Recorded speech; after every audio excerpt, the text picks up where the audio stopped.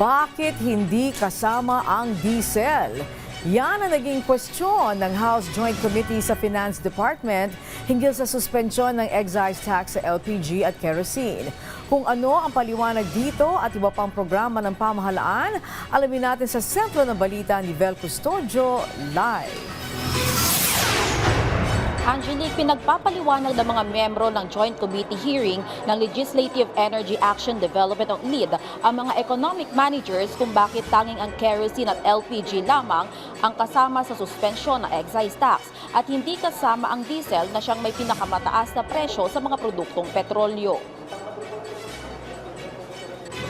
Paliwanag ng Department of Finance, sa 65.4% na household na gumagamit ng diesel, 85% dito ang nahahanay sa mayayamang sektor.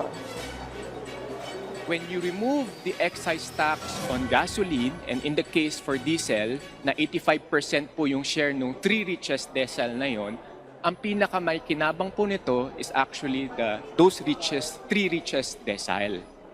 So yun po yung rationale ng recommendation ng DBCC.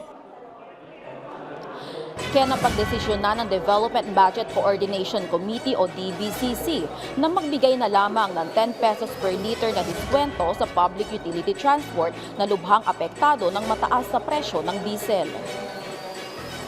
Kung mawawala po yung taxes natin, mawawalan din po tayo ng ayuda na pwede po magbigay sa ating mga kababayan, particularly sa middle income classes. Ang pinagpagdesisyonan po ng DBCC principals is instead of suspending the excise, we provide the fuel discount na 10 pesos na pwede pong if ever kailangan po talagang dagdagan, pwede pong dagdagan.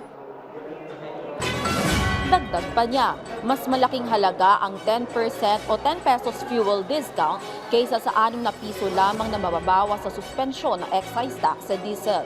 Binigyang diin naman ni House Committee on Ways and Means Chairperson Miro Kimbo na dapat bigyang pansin din ang kalagayan ng mga middle class.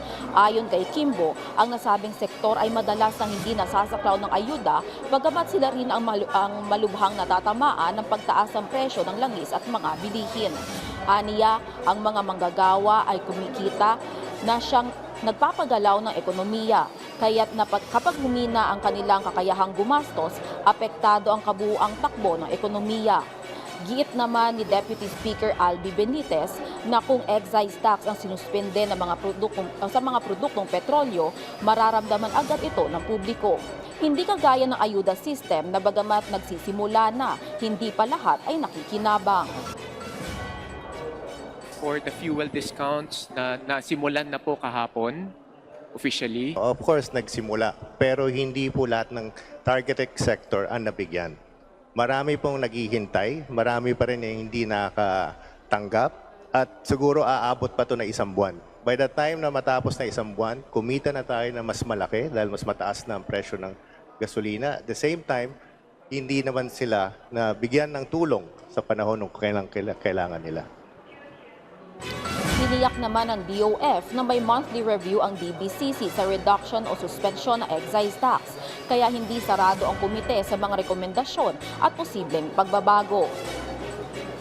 Angelique, pinapasumitin naman ng Lead Committee ang mga dokumento at mga naging batayan ni Pangulong Ferdinand R. Marcos Jr. sa DBCC para masuri ng komite kung bakit ang mga batayan kung bakit na ang sakop lamang na excise tax ng suspension nito ay ang kerosene at LPG. Balik sa iyo, Angelique. Okay, maraming salamat, Vel Custodio.